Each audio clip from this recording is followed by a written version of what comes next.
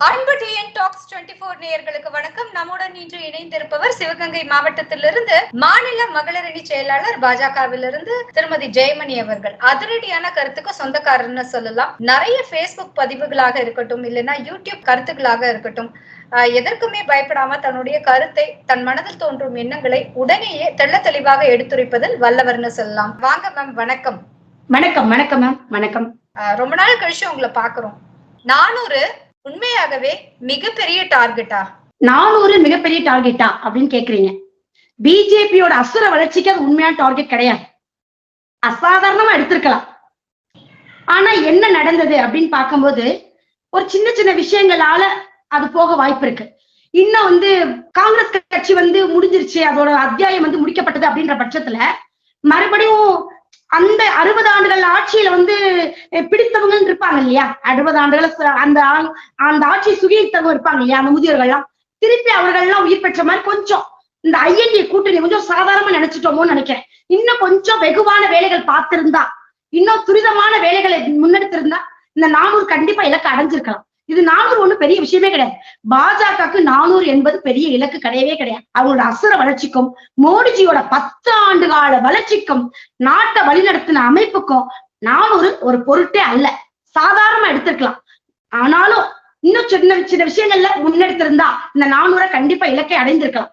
விசிக அவர்களினுடைய தொல் திருமாவளவன் ஒரு வார்த்தை சொல்லியிருக்காரு. எங்க இங்கே கிணற்று தவளை போல கத்தி கொண்டிருந்த அண்ணாமலையை காணவில்லை, அவங்க கூட இருந்தவங்க எல்லாம் காணும் அப்படிங்கிற ஒரு கேள்வியை முன்னெடுத்திருக்காரு தொல் திருமாவளவன் அவர்கள். பாம்பின் கால் பாம்பரியம். சான்றோருக்கு தான் சான்றோரை பத்தி தெரியும். திருமாவளவனுக்கு அண்ணாமலை பத்தி தெரிய என்ன வாய்ப்பு இருக்கு? கண்டிப்பா தெரிய வாய்ப்பே கிடையாது. அண்ணாமலை அவர்களை போய் என்ன சொல்றாரு அப்படின்னா கிணற்று தவளைன்னு சொல்ற ஒரே ஒரு மனிதன் அவருக்கு அவ்வளவுதான் தெரிஞ்சிச்சு நான் நினைக்கிறேன். என்ன அப்படின்னா, எந்த அரசியல், உலக அரசியல இருந்து உள்ளூர் அரசியல இருந்து கிளை வரைக்கும் ஒவ்வொரு விதமான விஷயங்களையும் அரசியல் கட்சியா இருக்கட்டும், பொது அறிவா இருக்கட்டும், கல்வியா இருக்கட்டும், எல்லாத்துலயுமே ஒரு அபரிதமான அறிவோட பதில் சொல்லக்கூடிய ஒரே ஒரு சாணக்கியன் அப்படின்னா தமிழக அரசியல் வரலாற்றிலேயே இப்ப உள்ள இளைஞர்களுக்கு பிடித்த ஒரு நாயகன் அப்படின்னா அவர் அண்ணாமலை. அவரை போய் கிணற்று தவளைன்னு சொன்னா இவருக்கு தான் அறிவு இல்லைன்னு நான் நினைக்கிறேன். ஏன் அப்படின்னா அவர் அரசியல்ல அரை நூற்றாண்டு காலத்தை பார்த்திருக்காரு. இப்பதான் ஜெயிச்சு வெளியே அவரோட முகமே வெளியே வந்திருக்கு. ஆனா அண்ணாமலை அப்படி கிடையாது. 3 ஆண்டுகளை முத்தாய் பறிச்சதுக்குள்ளயும் 75,000 வாக்குகள் தானே. 75,000 வாக்குகள்ன்றது அண்ணாமலைக்கு ஒரு சாதாரண விஷயம். 5 லட்சத்தை திமுக எடுத்திருக்கு, அதில் 4 லட்சத்தை அண்ணாமலைஜி எடுத்திருக்காரு. 75,000 இவ்வளவு வாக்குகள், 4 லட்சத்தி சொச்சம் வாக்குகள் எடுக்க அவருக்கு 75,000 வாக்குகள் எடுக்க முடியாதா? அவர் எம்பி நாளைக்கு நின்றுவார். 2வது கடவுள் ஏதோ ஒரு சிறுசை விட்டுட்டு பெருசா அவருக்கு கொடுக்க போறாரு போல. அதனாலதான் இதுல வரலன்னு நான் நினைக்கிறேன். அநேகமா இதுல வந்திருப்பாரு. மக்கள் அரை நூற்றாண்டு அரசியல பாத்துருக்காரு அவரு. ஆனா இன்னும் ஒண்ணுமே பண்ண முடியல. அவரால ஒரு பிளாஸ்டிக் சேர் வாங்கி உட்கார முடியல மேம் திமுக கட்சியில. அவரெல்லாம் பேசவே தகுதி இல்லை அண்ணாமலை பத்தி. அரை நூற்றாண்டு காலத்தை தன்னோட இளமையை தொலைத்து அரசியலுக்காக வாழ்ந்த திருமாவளவனால் ஒரு பிளாஸ்டிக் சேர் வாங்க முடியல. திமுக தான் போய் உட்கார முடியல, சோஃபால உட்கார முடியல, சேர் ஒரு ஓரமா போடுறாங்க. போன வாரம் நடந்த ஒரு பொதுக்கூட்ட மேடையில திருமாவளவனை கையை பிடிச்சு ஓரமா நிப்பாட்டுறாங்க. எவ்வளவு பெரிய அவமரியாதை! சுயமரியாதை சுயமரியாதை பேசுற திராவிடம் கேவலமான திராவிட கட்சியில இவருக்கு எவ்வளவு பெரிய அவமரியாதை! இதை தட்டி கேட்க அவருக்கு துப்பு இல்ல. இவரெல்லாம் என்ன அண்ணாமலை பத்தி பேச முடியும்? இவருக்கு அண்ணாமலை பத்தி பேசுறதுக்கு எந்த விதமான தகுதியுமே கிடையாது.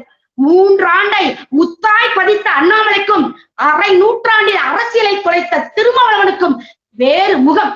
அவர் வேறு, இவர் வேறு. இவர் காலத்துக்கும் எங்கும் வெளிப்பட முடியாத ஒரு நட்சத்திரம், இவர் காலத்தால் ஒழிக்கக்கூடிய நட்சத்திரம். 2 பேருக்கு ரொம்ப வித்தியாசம். அவர் பேச வேண்டிய அவசியமே கிடையாது. அண்ணாமலை காணோம் இவர் சொல்றதுக்கு என்ன இருக்கு? அதிமுக வரலாற்றிலேயே புதிய புரட்சியாக இடைத்தேர்தலை புறக்கணிக்க முடிவெடுத்துள்ளது அதிமுக.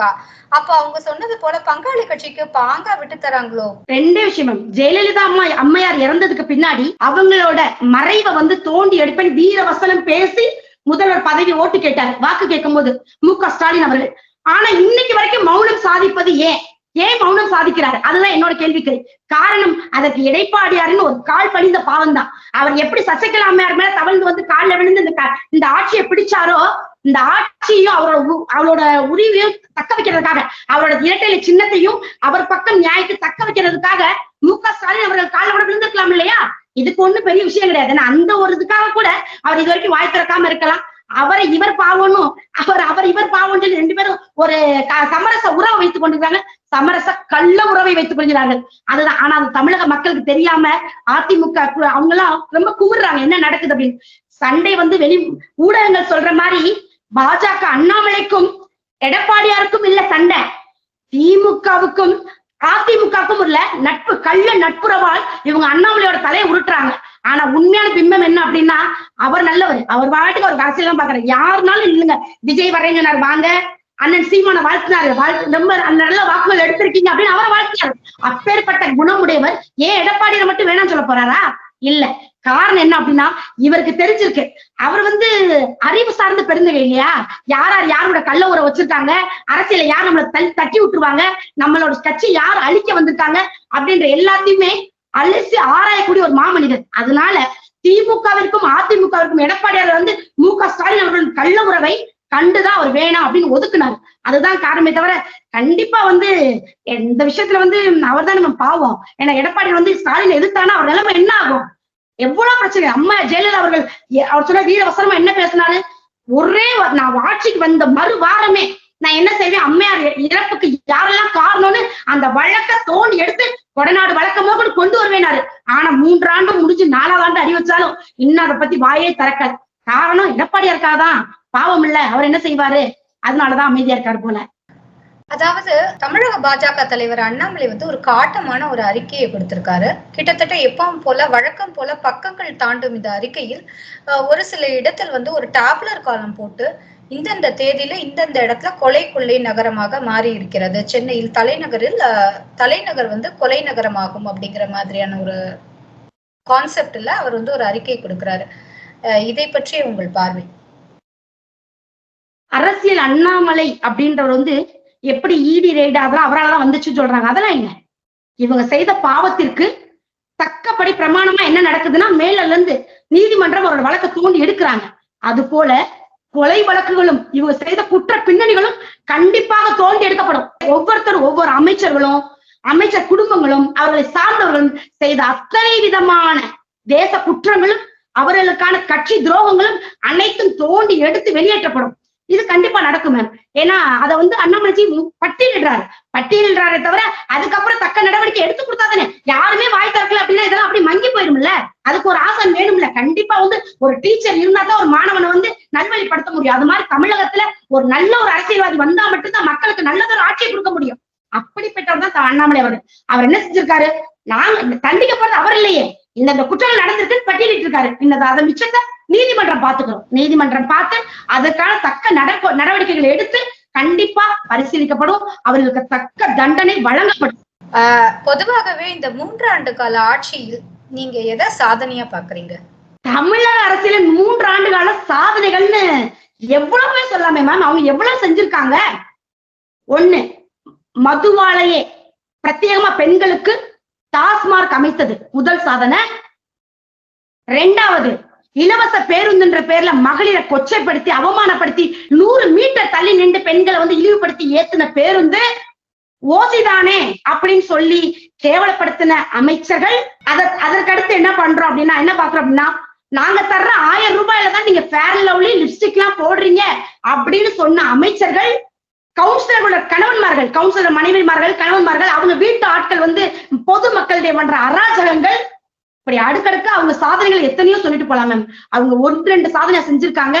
திமுக 3 ஆண்டு கால வளர்ச்சியில அபரிவிதமான சாதனை செஞ்சிருக்கு. நூலகம் அமைக்கிறோன்ற பேர்ல பொதுவான ஒரு தேசிய தலைவர் பேர்ல வைக்காம அவங்க அப்பா கலைஞரோட பேர்ல நூலகம் திறக்கிறது, 150 கோடி ரூபாய்க்கு சிலையில பேனா சிலை வைக்கிறது, இதெல்லாம் யார் செஞ்சது? அவங்களோட சாதனை தானே. ஒரு சொட்டில்தான் தமிழகம் கொண்டு வரும் சொன்ன அவங்க வீதிக்கு ஒரு தெருவுக்கு ஒரு டாஸ்மார்க் அமைக்கக்கூடிய அளவுக்கு எல்லாத்தையும் தாண்டி வீரன், ஆண்களுக்கு வீரன்னு பேர் வச்சு அந்த காலத்துல அளவு சுட்டினாங்க. இவங்க டாஸ்மார்க்ல இருக்க மதுவுக்கு பாட்டிலுக்கு வீரன்னு பேர் வச்சிருக்காங்க. இந்த சாதனையில யாரால செய்ய முடியும்? திமுக அரசால மட்டும்தான் முடியும். இது அவங்களால மட்டும்தான் சாத்தியமான விஷயம். திமுக அரசின் சாதனைகளை இன்னும் அடுக்கிக் கொண்டே போலாம். கவுன்சிலர், ஒரு சாதாரண கவுன்சிலர் ஜெயிச்சா கூட அவங்க குடும்பமே சுத்தி இருக்க மக்கள் அராஜகப்படுத்துறது. சும்மாவா ஓட்டு போட்ட, காசு வாங்கிதானே ஓட்டு போட்ட, என்ன நீ கேள்வி கேட்க கூடாது அப்படின்னு சொல்லக்கூடிய அராஜக போக்கெல்லாம் அவங்களோட சாதனை பட்டியல சேரும்ல. பெண்களை குறிப்பா ரொம்ப மோசமான மூன்றாம் தர பேச்சாளர்கள் போல பெண்களை இழிவுபடுத்தக்கூடிய பேச்சாளர்கள் இருக்கிறதும் நம்ம அது ஒரு பெரிய சாதனை. மேம் நீங்க சாதனைகள் எல்லாம் சொல்றீங்க, ஆனாலும் மக்களின் பார்வையும் மக்களின் ஓட்டும் அவங்கள சார்ந்து தானே மேம் இருக்கு, அவங்கள தானே மக்கள் தேர்ந்தெடுத்திருக்காங்க. மக்களின் பார்வைகள் அவங்க சார்ந்தது இல்ல மேம். இவங்க 60 வருட அரசியல் வரலாற்றுல என்ன நடந்திருக்கு அப்படின்னா, இதற்கு முந்தையவர்கள் பணத்திற்காக மக்கள் வந்து மேம் பாவம் தமிழ்நாட்டை பொறுத்தளவுக்கு பொருளாதாரத்துல இன்னும் மேம்படலை. ஏன்னா அந்த அளவுக்கு இவங்க ஆட்சி இன்னும் இது வரைக்கும் வந்த ஆட்சிகள்ல மக்களுக்கு தேவையான பொருளாதாரம் ஈட்டப்படலை. அவங்க கொடுக்குற 500 ரூபாய் கூட பெருசா இருக்கிற மாதிரி நினைச்சதுனாலதான் இவங்களுக்கு வாக்களிக்கிறாங்க. என்ன செஞ்சாலும் செஞ்சுட்டு போறாங்க, நமக்கு என்ன, நமக்கு இன்னைக்கு நிலைமைக்கு 500 ரூபாய் கிடைச்சா போதுன்னு மக்களோட வாழ்வியல் முறை ரொம்ப மோசமா இருக்கு. இதை மேம்படுத்திட மாட்டோமா அப்படின்னு தான் அண்ணாமலை போன்ற தலைவர்கள் துடிக்கிறாங்க. பாஜக உறுப்பினர்கள்லாம் போட்டிடுறாங்க, மண்டிடுறாங்க மக்கள் கிட்ட. என்னன்னா உங்களோட வாழ்வாதாரத்தை மேம்படுத்திடுவோம் வாங்க, 500 ரூபாய்க்கு 1000 ரூபாய்க்காக மறுபடியும் இந்த திராவிடத்தை தேடாதீங்க அப்படின்னு சொன்னா கூட பாவம் மக்கள் அவங்களோட என்ன இல்லாமையோ அவங்க அந்த 500க்கோ 1000க்கோ அவங்களுக்கு வாக்களிக்கிறாங்களே தவிர அவங்களை பிடிச்சோ அவங்களுக்கு கட்டாயம் இவங்களோட ஆட்சியில நமக்கு வேணும்னு நினைச்சோ அவங்க ஓட்டு போடவே கிடையாது. அதான் நிதர்சனமான உண்மை. 2வது உயிர் பயம். மக்களுக்கு வாக்கு இவங்க அளிக்கல, இவங்களுக்கு வாக்கு போடல அப்படின்றா அந்த இடத்துல அவங்கள உயிர் அச்சுறுத்தல் ஏற்படுத்துறாங்க. எந்த கவுன்சிலர் ஜெயிச்சு கொடுக்கணும், மாவட்ட தலைவர்கள் ஜெயிச்சு கொடுக்கணும், மண்டல அங்க உள்ள ஆட்கள் ஒவ்வொரு அவங்களோட கட்சி ஆட்களை மிரட்டுறாங்க. நீ ஜெயிச்சா மட்டும்தான் கட்சியில இருக்க முடியும், இல்லாட்டி உயிர் போயிடும், அடுத்து உன்னை விட்டு தூக்கிடுவேன் அப்படின்னு சொல்றதுனால அவங்க கடைக்கோடி மக்கள்கிட்ட போய் அவங்க அச்சுறுத்தப்படுறாங்க. இப்படி படிப்படி அச்சுறுத்தல் பேர்ல ஒரு அடாவடி அரசுதான் நடக்குதே தவிர மக்கள் யாரும் விரும்பிலாம் ஓட்டு போடல. விரும்பிதான் ஓட்டு போடணும் அப்படின்னா எப்படி அவங்க அந்த அளவுக்கு ஜெயிச்சிருக்காங்க. நல்லா எடுத்து பார்த்தோம் அப்படின்னா அவங்க அவ்வளவு வாக்கு வித்தியாசத்துல 2 லட்சம் வாக்கு வித்தியாசமோ 4 லட்சம் வாக்கு வித்தியாசம் அவங்க ஜெயிக்கல. மிஞ்சி போனா ஒரு 30,000மோ 40,000மோ 60,000 70,000 1 லட்சம் வாக்குகளுக்குள்ளதான் அவங்க ஜெயிச்சிருக்காங்க. இது ஒரு பெரிய விஷயம் கிடையாது. பணம் இருக்கு அவங்களுக்கு 500 தலைவர்கள் உட்கார்ந்து சாப்பிடுற அளவுக்கு சொத்தை சேர்த்து வச்சிருக்காங்க. அவங்களோட பணத்தின் காரணமாக அவங்க ஜெயிச்சிருக்காங்க. தவிர பணநாயகம் வென்றது, ஜனநாயகம் வெல்லவில்லை. தமிழகத்தில் பணநாயகம் தான் வென்றிருக்கு. மு.க. ஸ்டாலின் ஆட்சியில 40க்கும் 40 எடுத்ததுக்கு ஒரே ஒரு காரணம் பணநாயகம். நாளும் நமதே 40ம் நமதேன்னு சொன்னாங்க. அவங்களுக்கு 40 கிடைச்சிருச்சு, ஆனா நாடு கிடைக்கல. 400 நமதுன்னு சொன்னீங்க, 400 கிடைக்கல, ஆனா உங்களுக்கு நாடு கிடைச்சிருக்கு. இந்த ஒரு பார்வை எப்படி பாக்குறீங்க? எங்க ஊர் கிராமத்துல ஒரு பழமொழி சொல்லுவாங்க, சீனி சக்கரை சித்தப்பா 40 வச்சு நக்கப்பா. 40 கிடைச்ச கூட என்ன செய்ய போறீங்க? என்ன செய்ய முடியும் உங்களால? பாராளுமன்றத்துல போய் கேன்டீன்ல டீ வடை சாப்பிட முடியும் உங்களால. அதுக்கு கூட என்ன செய்வீங்க? கைய தட்டி வெளிநட பண்ணுவீங்க. எண்ணம் போல் வாழ்வு. ஒரு நாட்டை யார் ஆளணும், யாரால நாடு பிரகடனப்படும், யாரால நாடு மேம்படும் அப்படின்னு அந்த இறைவனுக்கு தெரியும். இறை நம்பிக்கை இல்லாதவங்க அவங்க. அதனால 40 கடவுள் கொடுத்தா கூட நீ வச்சுக்கிட்டு ஓரமா உட்கார்ந்துன்னு தெய்வ சக்தி சொல்லிடுச்சு. 40 400 நம்ம எட்டலாட்டி கூட நமக்கு நல்லோர்கள் நம் பக்கம் சொல்லிட்டு மோடிஜி ஆட்சி அமைச்சு இன்னைக்கு அவ்வளவு அபரிவிதமான ஆட்சியில கட்டில உட்காந்துட்டாரு. உலக அரசியல் வரலாற்றிலேயே 3வது முறையாக ஆட்சி பீடத்தை அமைத்து நேருக்கு அப்புறம் இவர் தான் வந்திருக்காரு. இவங்க வந்ததுக்கு அப்புறம் இவங்க என்ன செஞ்சாங்க அப்படின்னு பார்க்கும்போது ரொம்ப ஒரு வேதனையான விஷயம். ஆனா பாரத பிரதமர் நரேந்திர மோடியோட ஆட்சி எத்தனை மக்களுக்கு பிடிச்சிருக்கு. இடத்த அவர் சொன்ன இலக்க வேணா எட்டாம இருந்திருக்கலாமே தவிர, ஆனா ஆட்சியை பிடிக்கிற அளவுக்கு அனுகூலம் இறைவனிடம் இருந்த அந்த ராமர் பகவானே அவங்களுக்கு அருள் பாலித்திருக்காரு. அதனாலதான் என்னைக்கு சாமியை கொச்சப்படுத்தினாரோ ராசா போன்ற ஆட்கள், டி.ஆர். பாலு போன்ற ஆட்கள் சாமி இல்லைன்னு சொல்லி சாமி கோயில்களை இந்து கோயில்களை கொச்சைப்படுத்தி இடிச்சாங்களோ அவங்களுக்கு இன்னும் என்ன வேணாலும் நல்லவங்க வேணாலும் வாழலாம். ஆனா பெரிய அளவுக்கு வளர்ந்துட முடியாது. அரசியல் வரலாறு உங்களுக்கு போலதான் இருக்கும். இவங்க தமிழ்நாட்டுல வேணா இருக்கலாமே தவிர கும்பிடி புண்டியை தாண்டவே முடியாது. தாண்ட வாய்ப்பே இல்லை. ஏன்னா இறைவன் அவங்களுக்கு அதுக்கு மேல வழி விட மாட்டார். இங்க நாம் பாக்குறோம், ஒரு Facebook பதிவுல ஒரு எம்எல்ஏ ஒரு கருத்து போடுறாரு ஒரு அமைச்சருக்கு எதிராக. இந்த மாதிரி இந்த பர்டிகுலர் எம்எல்ஏ இறந்துட்டாரு அப்படிங்கிற மாதிரியான ஒரு பதிவை போடுறாரு. இது தொடர்ந்து அமைச்சர்களுக்கும் அந்த மாவட்டத்தை சார்ந்த நிர்வாகிகள் இல்லைன்னா அதை சார்ந்த எம்எல்ஏக்கள், அந்த மாவட்டத்துல இருக்கிற மற்ற எம்எல்ஏக்கும் இருக்கும் அந்த கருத்து வேறுபாடுகளை தொடர்ந்து காட்டுதா? தமிழகம் எங்குமே பரவலாக இந்த நிலைமை காணப்படுகிறது. இது ஒரு எக்ஸாம்பிளா இந்த இன்சிடென்ட் சொல்றேன். இந்த மாதிரி நிறைய விஷயங்கள் பாக்குறோம் மேடம். உட்கட்சிக்குள்ள மேம் எப்பயுமே தன்னோட தலைமையை பகச்சிக்கவே முடியாதவன் தன்னைத்தானே தற்கொலை பண்ணிக்கிறதுக்கு சமம் இது. அவரால் தன்னை தனக்கு மேல இருக்க எம்பிஸையோ அவங்களோட தலைமை சக கழகத்தையோ அவங்க முட்ட முடியல, மோத முடியல. காரணம் உயிர் பயம். அதுக்கு வந்து தன்னைத்தானே வேதனைக்கு ஆட்படுத்தி தன்னை வதச்சுக்கிறதுக்கு சமம் இது. அவர் என்ன நினைச்சிருக்காருன்னா, இவங்களை ஒண்ணும் நம்ம பண்ண முடியாது, ஏன்னா அராஜக போக்கு பிடிச்சவங்க, நாளைக்கு இங்க நம்ம உயிரோட கொண்டுருவானுங்க, அதுக்கு நாமளாவே இந்த விஷயத்த வெளியிடுவோம் அப்படின்னு சொல்லி அவரோட விரக்தியில வெளியிட்டதா தான் நான் பாக்குறேன். மேம், தொடர்ந்து பார்க்கிறோம் தமிழகம் முழுவதுமே மக்கள் வந்து ஒரு அதிருப்தியில இருக்காங்க. இது எல்லாமே 2026 உங்களுக்கான வாக்குகளாக மாறுமா? நீங்க என்னதான் வந்து அதிமுக வந்து இல்லை, அந்த கட்சி அழிந்து விடும் அப்படின்னு சொன்னாலும் கூட அதிமுக தன்னை மீண்டும் ஒரு 2வது பெரிய கட்சியாக நிரூபித்துள்ளது இந்த 2026 தேர்தல்ல. சோ இந்த ஆன்டி இன்குபென்சி, மக்கள் வந்து ஆளும் கட்சி மீது இருக்கும் அந்த ஒரு எதிர்ப்பு தன்மை வந்து உங்களுக்கு சாதகமாக அமையுமா, அல்லது எப்பவும் போல வழக்கம் போல அதிமுகவுக்கு கை கொடுக்குமா?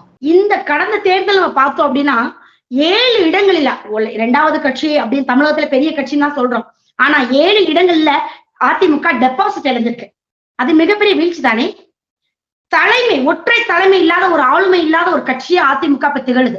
யாருக்கு கீழே இயங்க போறோம், என்ன நடக்க போகுது தமிழகத்துல, நம்ம அதிமுக அப்படின்னா அதுக்கு யார் ஒற்றை தலைமை அப்படின்னு தெரியாம அங்க உட்கட்சி பூசல் போயிட்டு இருக்கு. அவங்களாலே அந்த கட்சியை செம்மனே நடத்த முடியல. அந்த பட்சத்துல மக்கள் எப்படி வழி நடத்துவாங்க? வாய்ப்பே இல்லை, ரொம்ப கம்மிதான். இதுக்கு முந்தைய தலைமுறை எம்ஜிஆர், ஜெயலலிதா அம்மையார் அப்படின்னு அவர்களுக்கான ஒரு மக்கள் இருந்தாங்களே, கூட்டம், எதுவுமே வேணாம், இது வந்து எம்ஜிஆருக்கான கட்சி, இது வந்து ஜெயலலிதா அம்மையாருக்கான கட்சி அப்படின்னு சொல்லி வாக்களித்த மக்கள் இன்றளவும் தமிழகத்துல இருக்காங்க. அவங்க இருக்கிற வரைக்கும் வேணா இவங்களோட விஷயங்கள் கொஞ்சம் வாக்குகள் பெறறதுக்கு வாய்ப்பு இருக்கே தவிர, அவங்களுக்கு பிந்தைய தலைமுறைகள், இனி வரக்கூடிய தலைமுறைகள் வந்து கண்டிப்பா சற்று யோசிப்பாங்க, சற்று ரொம்பவே யோசிப்பாங்க. என்ன யோசிப்பாங்க? யாருக்காக நம்ம வாக்களிக்கிறோம், ரெட்டலை சின்னம் யார்கிட்ட இருக்கு, எதற்காக வாக்களிச்சு யார்கிட்ட போய் நிக்க போறோம் அப்படின்னு சற்று யோசிக்க ஆரம்பிச்சுட்டாங்க அப்படின்னா கண்டிப்பா அதிமுக பயங்கர வீழ்ச்சி அடையும் என்பது மாற்று கருத்தே கிடையாது. ஜெயலலிதா அம்மையாரின் ஒரு இறப்புக்கு பின்னாடி அதிமுகவும் இறந்தது என்பதே உண்மை. அதுதான் மறக்க முடியாத உண்மை. அது யாராலையும் ஒண்ணும் சொல்ல முடியாது. ஏன்னா யாருக்கு கீழே தலைமை இயங்குது, யார் இருக்காங்க, இந்த கட்சி யார் வழி நடத்த போறாங்க அப்படின்னு அவங்களுக்குள்ளேயே பங்காளி சண்டை போயிட்டு இருக்கு. அப்படிப்பட்ட இடத்துல அந்த இடத்தை யாருமே நிரப்ப முடியாது. அம்மையார் அவர்களின் இடத்தை நிரப்புவதற்கு யாரும் இல்லாத காரணத்தால் அதிமுக கட்சி அழிவுக்கு நோக்கி சென்று கொண்டிருக்கிறது என்பது மாற்று கருத்தே கிடையாது. பொதுவாகவே தலைமைக்கும் உள்ள இருக்கும் அந்த கட்சி நிர்வாகிகளாக இருக்கட்டும், இல்ல தொண்டர்களாக இருக்கட்டும், ஒரு சாலிட் இல்ல ஒரு ரஃப் ரிலேஷன்ஷிப் மாறி மாறி இருந்து கொண்டே இருக்கும். அந்த மாதிரியான சூழ்நிலையில பாஜகவின் தலைவர் வந்து தொடர்ந்து நிறைய ரூமர்ஸ் எல்லாம் இருந்தாலும் கூட பாஜகவின் தலைவர் வந்து மூத்த தலைவரும் முன்னாள் தலைவரும் மேனாள் ஆளுநருமான திருமதி தமிழிசை அம்மாவை நேர்ல சந்திச்சு தன்னுடைய ஒரு வாழ்த்து தெரிவிச்சதை நம்ம பார்க்க முடிந்தது. நிறைய ரூமர்ஸ்க்கு அது முற்றுப்புள்ளி வைத்தது. இதை பற்றி ஒரு பாஜக நிர்வாகியாக உங்கள் பார்வை மேம்? பாஜக என்பது தேசிய கட்சி பிளஸ் குடும்ப கட்சி. நாங்கள் அனைவருமே சகோதரத்துவத்தோட தான் இருப்போம். என்ன அப்படின்னா திமுக பாருங்க, அவங்களை சின்ன பையனை கூட ஐயா அப்படின்னு கூப்பிடணும். ஆனா இதே எங்களோட தலைவர் அண்ணாமலைஜி அவர்கள் தம்பி அப்படின்னு அழைச்சோன்னா அக்கா அப்படின்னு அந்த உள்ளன்போட ஒரு வார்த்தை வரும். அந்த மாதிரி உணர்வுகள்லாம் வந்து எங்க கட்சியில மட்டும்தான் காணப்படும். எவ்வளவுதான் திமுக இன்ப நிதியை போய் ஒருத்தர் வந்து நேரு போய் பாக்குறாரு அப்படின்னா வாங்க ஐயா தம்பி அப்படின்னு கூப்பிடணும். எங்க கட்சியில அப்படி கிடையாது. நாங்க யாரையுமே அண்ணா தம்பி அக்கா அவ்வளவுதான். இவங்களை போல நாங்க ஐயான்னு கூப்பிட்டு சாஷ்டாங்கமா அவங்களுக்கு கீழே படிச்சு கிடக்கணும்ன்றது எங்க கட்சியில கிடையாது. ஒரு விஷயம். 2வது, எங்க கட்சிக்குள்ள இருக்க நாங்க எப்பயுமே ஒரு பிணைப்போட குடும்ப உறவு, ரத்த உறவுகளாய் நாங்க இருப்போம். நம்ம அண்ணன் தம்பி அக்கா தங்கச்சி ஒரு தாய் பிள்ளைகளா நாங்க வளருவோமே தவிர அதை வெளிக்காட்டுற விதமா தான் இந்த 2 பேரோட சந்திப்பை தவிர வேற ஒண்ணுமே கிடையாது. வெளியே 1000 பேசலாம், ஆனா பிஜேபிக்குள்ள இருக்கிற ஒரு பாஜகக்குள்ள இருக்க ஒற்றுமை எந்த ஒரு கட்சியிலும் இருக்காது. ஒரு பாஜக தொண்டனுக்கு ஒன்று என்றால் ஒட்டுமொத்த பாஜக தொண்டனும் கூடுவோம். அப்படி ஒரு அன்பும் தலைவர்கள் எல்லாரும் வேடிக்கை பார்க்க மாட்டாங்க. என்ன வேணும் உங்களுக்கு, நம்ம கடைக்கோடி தொண்டனுக்கு என்ன தேவை, அந்த தலைவருக்கு கொடுக்குற அன்பதான், அந்த பரஸ்பர உறவைத்தான் கடைக்கோடி தொண்டனுக்கும் எங்க தலைவர்கள் கொடுப்பாங்க. அப்படிப்பட்ட கட்சி பிஜேபி. அதனால தமிழிசைக்கு அவர்களும் அவங்க உடன்பிறவா தம்பி சகோதரர் அண்ணாமலை அவர்களும் 2 பேரும் சந்திச்சுட்டதுல ஒண்ணும் பெரிய விஷயம் கிடையாது. அவங்க நட்புறவு எப்பயுமே நீடிக்கும். அக்கா தம்பி உறவு எந்த காலத்திலையும் நீடிச்சு, என்னைக்குமே நீர் அடிச்சு நீர் விலகுவதில்லை அப்படின்னு சொல்லுவாங்க. என்னைக்குமே அண்ணன் தம்பி சண்டை அக்கா தங்கச்சி அதெல்லாம் வரவு வராது. எங்க குடும்பத்துக்குள்ள அந்த மாதிரி ஒரு பாகுபாடு வரவே செய்யாது.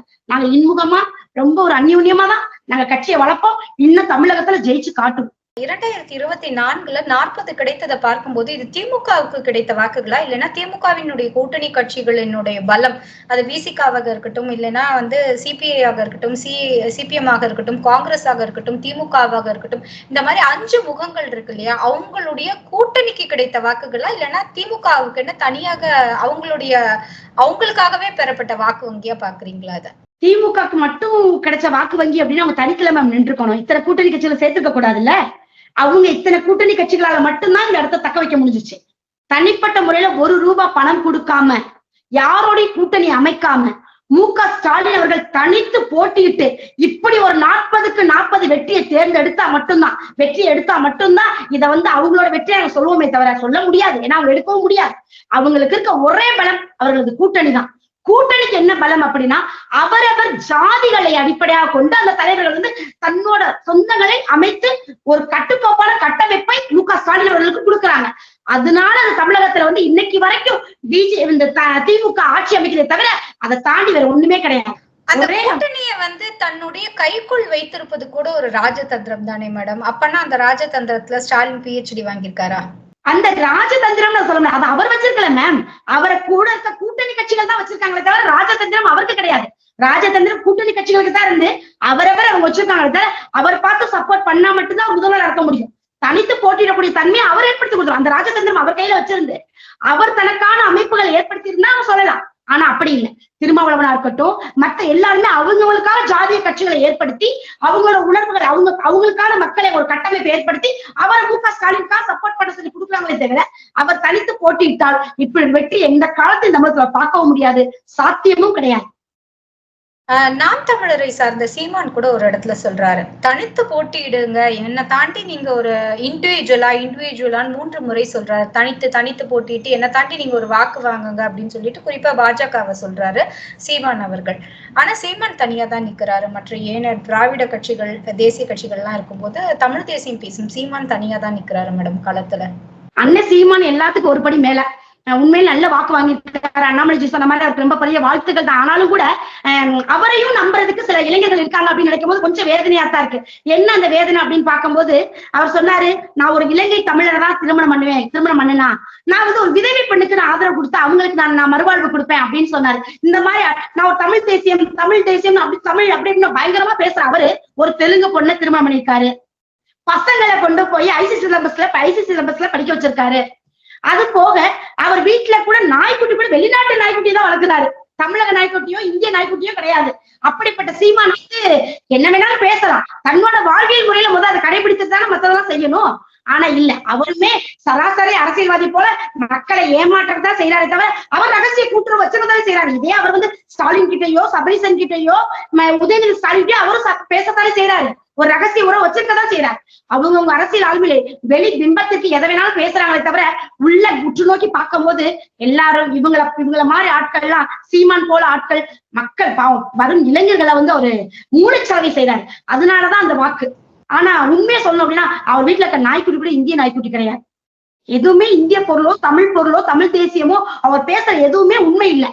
அவர் அவ்வளவும் பொய்யா பேசி அப்படி ஒரு பேசி ஒரு இளைஞர்களை மூளைச்சலவை செய்து அவர் வாக்குகளை பெற்றிருக்காருன்றதான் நிதர்சனமான உண்மை. மேம், காங்கிரசினுடைய தலைவர் செல்வ பெருந்தகை முதல் நாள் என்ன சொல்றாருன்னா, ஒரு கூட்டம் நடக்குது காங்கிரஸ்ல. அப்ப அந்த இடத்துல அவருக்கும் EVKS இளங்கோவனுக்கும் ஒரு வாக்குவாதம் நடக்கும்போது ஒருவர் இந்த மாதிரி எவ்வளவு நாள் தான் உன்னுத்தங்க காலையே எதிர்பார்த்துட்டு இருக்கிறது அப்படிங்கிற வார்த்தையை சொல்றாரு.